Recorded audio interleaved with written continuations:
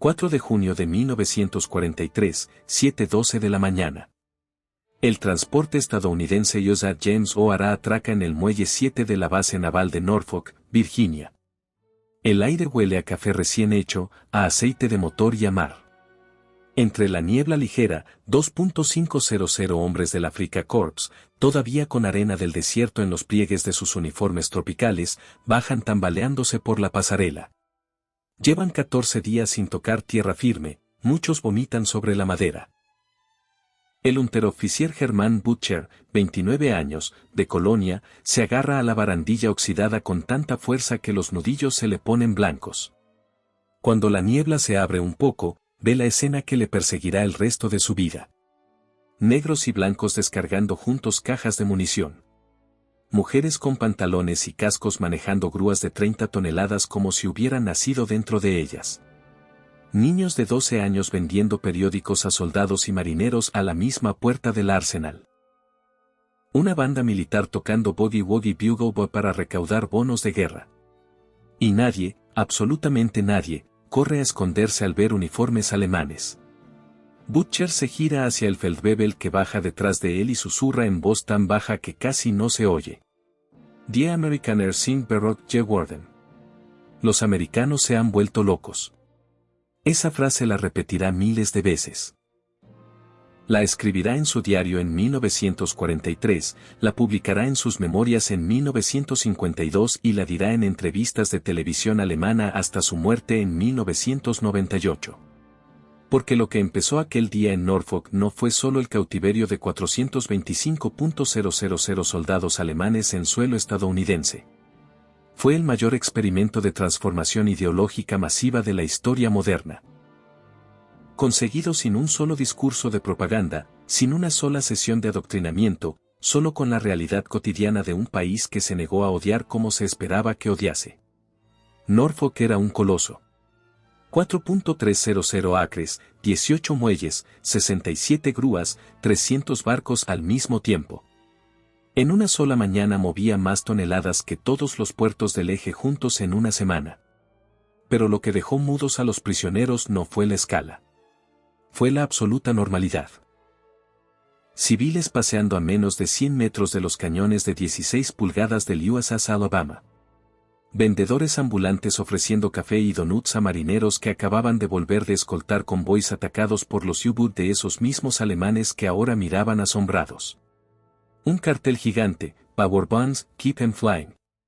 Y debajo, una niña de 8 años vendiendo limonada a 5 centavos el vaso. El procesamiento empezó inmediatamente. Y ya ahí se rompió el primer esquema. Oficiales americanos con acento perfecto en alemán leían los artículos de la Convención de Ginebra de 1929. Preguntaban: ¿alguien necesita dieta kosher? ¿Alguien tiene alergia al trigo? ¿Heridas que requieran penicilina? Varios soldados judíos alemanes, sí, lo sabía, obligados a servir por el Reich, se ríen nerviosamente pensando que es una broma macabra. No lo era. El ejército de Estados Unidos había impreso formularios especiales y tenía menús kosher preparados. El sargento Abraham Goldstein, judío de Brooklyn, repartía paquetes de la Cruz Roja mientras explicaba en yiddish y alemán que nadie les tocaría un pelo por su religión. En la enfermería, heridos del Africa Corps recibieron inyecciones de penicilina, el medicamento que en los hospitales de campaña de Rommel era más raro que el agua. Enfermeros negros les ponían suero, les cambiaban vendajes, les tomaban la tensión. En Alemania, ese contacto racial estaba castigado con la muerte. Aquí era rutina militar. Un médico negro del 93 Batallón Médico, el capitán Louis Harrison, le cosió una herida infectada al Oberleutnant Hans von Lüttichau y le dijo con acento de Georgia: «Tranquilo, teniente, esto le va a doler menos que el Alamein».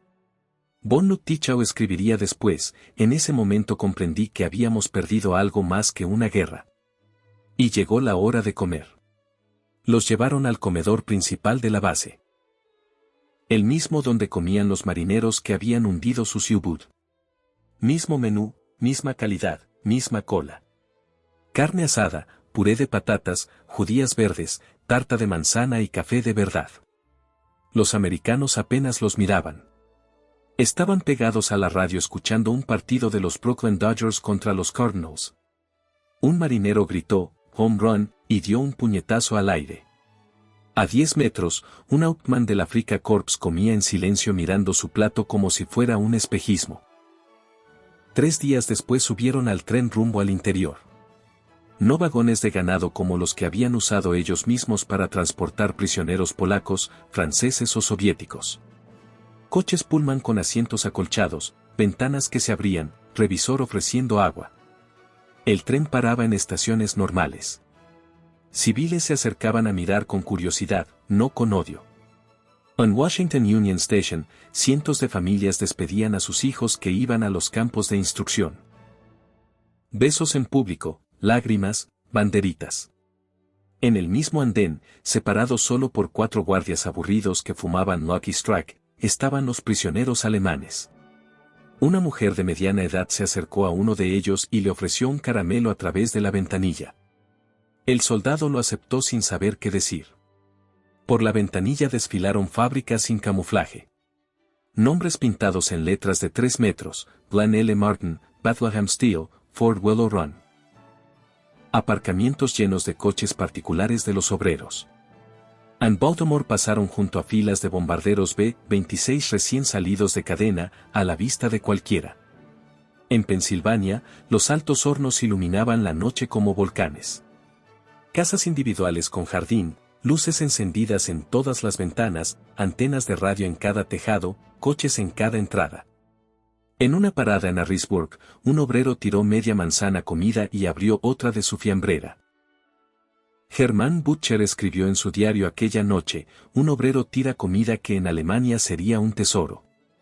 Y nadie le dice nada. Aquí el desperdicio es normal. La abundancia es tan grande que ni la notan. Camp Hearn, Texas.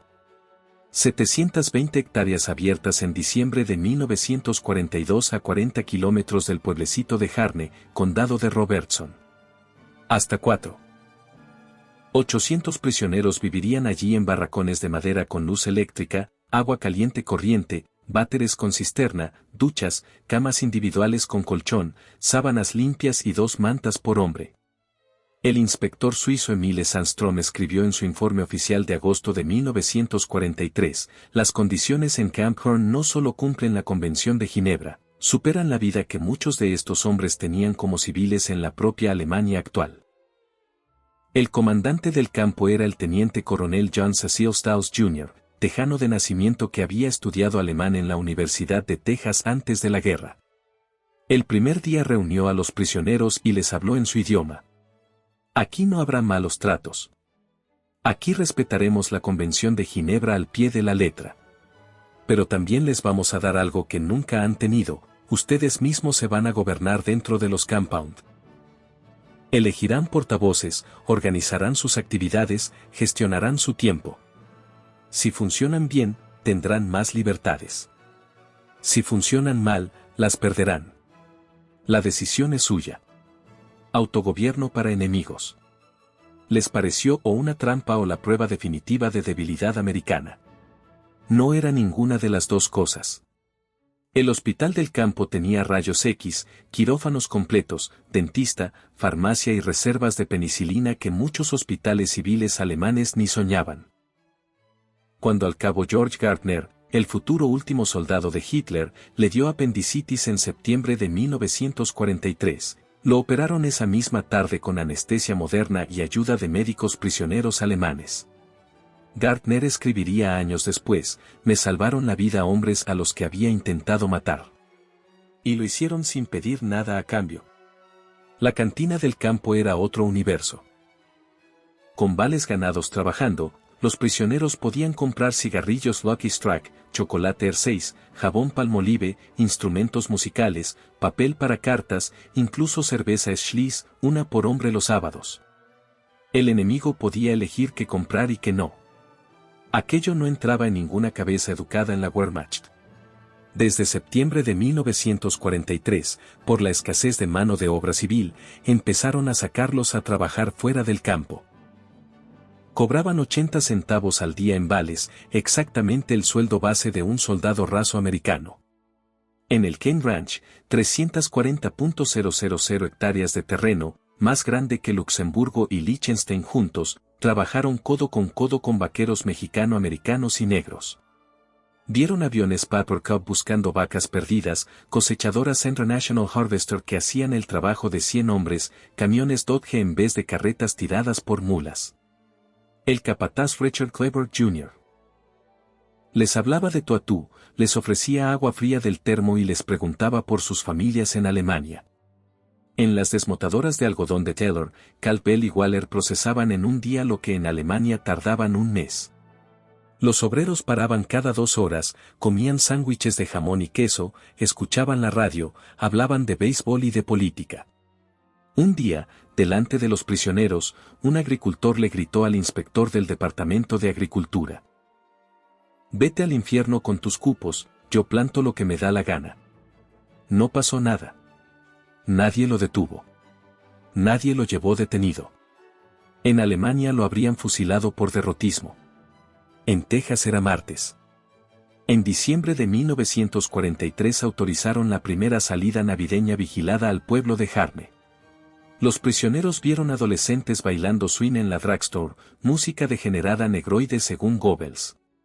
Chicas con pantalones vaqueros conduciendo pickups Ford. Mujeres dirigiendo fábricas de munición. En el cine Rex, ellos podían sentarse donde quisieran, los soldados negros que los vigilaban tenían que subir al balcón segregado. El enemigo tenía más derechos que algunos ciudadanos americanos. Esa contradicción les explotó en la cabeza como una granada. Y llegó la Navidad de 1943. El pueblo entero de Harne, 2.000 habitantes, se movilizó para que los enemigos tuvieran una Navidad digna. El periódico Horn Democrat publicó la lista completa el 23 de diciembre. 4. 800 paquetes regalo individuales. 1.200 paquetes de cigarrillos. 800 tabletas de chocolate. Instrumentos musicales donados por el Lions Club. Tarjetas navideñas hechas a mano por los escolares. Decoraciones del Garden Club. Un árbol de Navidad de 9 metros con luces eléctricas que permanecieron encendidas día y noche. El menú de Nochebuena, conservado en los archivos del Quartermaster Corps. Pavo asado, medio kilogramo por hombre. Jamón glaseado. Boniatos caramelizados. Judías verdes con almendras. Relleno de pan de maíz. Salsa de arándanos. Pastel de manzana, pastel de calabaza y helado. Cerveza Lone Star para la tropa, vino gallo para oficiales. Total, 5.000 calorías por persona. Mientras tanto, en la Alemania de 1943 la ración civil era de 1.000 a 1.200 calorías, cuando había. El coro de la primera iglesia metodista de Harne aprendió villancicos alemanes fonéticamente. La directora del coro, Sarah Patterson, cuyo hijo combatía en Italia contra tropas alemanas, cantó Stille Nacht con lágrimas en los ojos delante de 4.800 prisioneros que lloraban como niños. En 1944 empezó el programa secreto de reeducación, aunque para los prisioneros era simplemente educación voluntaria. La biblioteca pasó de 500 a más de 5.000 libros, incluidos todos los prohibidos por los nazis: Thomas Mann, Erich Maria Remarque, Stefan Zweig, Leon Feuchtwanger. 340 prisioneros se apuntaron a cursos por correspondencia de la Sam Houston State Teachers College: inglés, historia americana, matemáticas, agricultura moderna, administración pública. Los profesores iban al campo una vez al mes a dar clase y corregir exámenes. El periódico del campo, Der Spiegel, no el de después, pasó de ser un panfleto nazi en 1943 a debatir abiertamente sobre democracia federal, derechos civiles y economía de mercado en 1945. Los psicólogos del Special Projects Division del Provost Marshal General habían dividido a los prisioneros en 3 grupos. Antinazis, 10%, se les dio privilegios y se convirtieron en líderes de barracón. Apolíticos, 75%, el objetivo principal. Nazis duros, 15%, aislado sutilmente. Con eso cambiaron al 60% del campo sin que casi se dieran cuenta. En fábricas como Alcoa Aluminum en Rockdale tiraban a la basura más aluminio en un día que todas las fábricas de aviones alemanas podían conseguir en un mes. En la conservera Stokely de Cameron destruían tomates feos que en Alemania habrían sido un lujo. El cabo Friedrich Müller escribió a su mujer, carta conservada en archivos de la Cruz Roja: hoy hemos tirado cientos de kilos de fruta porque no era perfecta.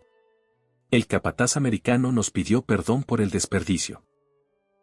Sin saber que nos estaba pidiendo perdón por tener demasiado. Cuando en primavera de 1945 Alemania se derrumbaba, los americanos empezaron a preparar a los prisioneros para volver a un país en ruinas. Cursos intensivos de administración civil, sanidad pública, reconstrucción de infraestructuras, agricultura intensiva americana. Les explicaron el futuro Plan Marshall antes de que fuera público. Les dijeron que Estados Unidos iba a reconstruir Alemania, no a castigarla. El capitán William Dawson, del Departamento de Estado, visitó Camp Horn en abril de 1945 y habló 3 horas seguidas. No vamos a hacer con ustedes lo que Versailles hizo con nosotros en 1919. Vamos a darles de comer, a reconstruir sus casas y a enseñarles a vivir en libertad. Los números finales son abrumadores. 425.000 prisioneros alemanes en Estados Unidos. Intentos de fuga, 2.222, 0,52%. Fugas duraderas, 30 días 54, 0,01%. Sabotajes confirmados, 7. Negativas a trabajar, 178. Participación voluntaria en trabajos, 87%. Encuestas de posguerra, ocupación americana. 74% opinión favorable de la democracia americana. 61% apoyaron el Plan Marshall. 38% querían emigrar a Estados Unidos. 23% mantuvieron correspondencia con familias americanas durante décadas. 5.000 exprisioneros emigraron legalmente a Estados Unidos en los años 50. 92% obtuvieron la ciudadanía en el plazo mínimo. Muchos ocuparon puestos clave en la nueva Alemania federal. 48 diputados en el Bundestag. 312 alcaldes o concejales. 1.847 técnicos agrícolas que modernizaron la posguerra. 4.165 empresarios que aplicaron métodos americanos. Hans-Georg von Studnitz, exprisionero y luego uno de los mayores industriales alemanes, dijo en 1965 a historiadores americanos: no volvimos solo con recuerdos. Volvimos con la prueba viva de que la democracia funciona, de que los mercados libres funcionan, de que pueblos diferentes pueden trabajar juntos sin odiarse. Habíamos visto el futuro, y funcionaba. Camp Hearn cerró en diciembre de 1945. Durante 40 años siguieron llegando postales de exprisioneros a sus antiguos guardias. La última llegó en 2001. En 1984, con motivo del 40 aniversario del Día D, 50 exprisioneros de Camp Hearn volvieron a Texas con sus esposas y nietos. El Hearn Democrat dedicó 8 páginas al reencuentro. Se abrazaron con sus antiguos carceleros, lloraron juntos, colocaron flores en el monumento a los caídos americanos y en la placa que recuerda el campo. Fritz Zimmermann, ex Obergefreiter del Afrika Korps, habló por todos delante del micrófono. Llegamos creyendo en la superioridad racial aria y en el destino milenario del Reich. Nos fuimos sabiendo que el aparente caos de la democracia es su mayor fuerza, que la diversidad une en vez de dividir, y que la verdadera superioridad no está en la pureza de la sangre, sino en la capacidad de ser humano incluso con el enemigo. Los historiadores coinciden en que el programa americano de prisioneros alemanes es el caso mejor documentado de la historia de una reeducación ideológica masiva conseguida sin coerción, sin propaganda, solo con la fuerza demoledora de la realidad cotidiana. No los conquistaron con tanques. Los conquistaron con luces de Navidad encendidas toda la noche. Con tomates tirados a la basura por no ser perfectos. Con mujeres pilotando aviones y dirigiendo fábricas. Con obreros negros dando órdenes a oficiales arios. Con campesinos mandando al gobierno al infierno sin que les pasara nada. Con madres americanas cantando villancicos alemanes mientras sus hijos luchaban contra alemanes en Italia. Los prisioneros alemanes llegaron a América esperando encontrar un país débil, decadente, dividido por razas y clases. Encontraron una sociedad tan segura de sí misma que podía permitirse ser amable con sus peores enemigos. Y esa seguridad, esa normalidad, esa humanidad sin aspavientos fue el arma más devastadora que jamás se haya inventado. Porque no los derrotaron solo en el campo de batalla. Los derrotaron en el alma. Y al hacerlo, los convirtieron en los mejores embajadores que la democracia jamás ha tenido. Los prisioneros alemanes no solo perdieron la guerra. Descubrieron, asombrados, que la habían perdido mucho antes de lo que creían. Y que, paradójicamente, habían ganado algo infinitamente más valioso. La prueba viviente de que otro mundo era posible. Y ese mundo empezó para ellos, irónicamente, detrás del alambre de púas. En un pueblo de Texas llamado Harney.